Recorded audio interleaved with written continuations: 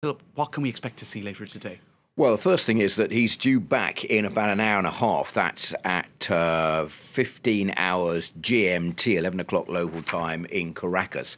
So the question everybody's asking is, what is he going to do? Is he going to fly into Caracas airport from Colombia, or is he going, which is where he is, obviously, in Bogota, or is he going to do what he did on the way out on the 23rd of February, and that's slip incognito over the border out of Colombia back into Venezuela? We don't know exactly what he's planning to do. Second thing is that since the weekend, he's been calling for widespread protests around Venezuela in support of him. Now, why has he been calling for protests? Because he believes that the more people there are out on the streets demonstrating in favour of him, the greater chance he will have to not be arrested when he gets back. So that's the scenario that is expected to happen this afternoon. It all depends on what the reaction is from Nicolás Maduro and the army, whether they move in to arrest him or whether they let him go. The problem as far as Nicolás Maduro is concerned is that if they arrest him, they're going to unleash tons of international condemnation, and if they don't arrest him, he's going to look weak.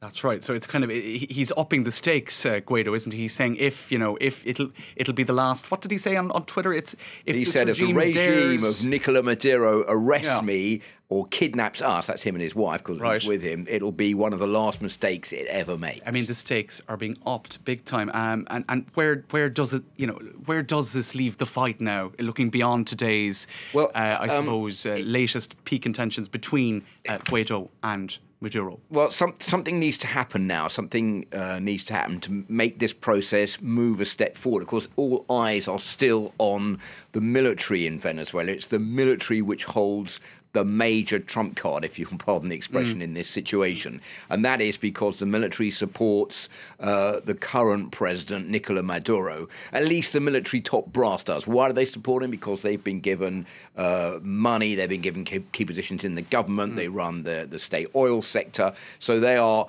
loath to not support the president anymore. But there are lower ranks within the army who are jumping ship, who are moving out of the country. Some of them have moved even to Colombia to escape from there. So a split is it's actually... a battle for the real levers of power, basically. That is exactly He's the de facto leader, or he's claiming to be the de facto leader, but he's not for now on the ground. Well, he's not on the ground. He's a de facto leader to many people outside, including the United States, many countries in the European Union, to Brazil, for example, where he's been.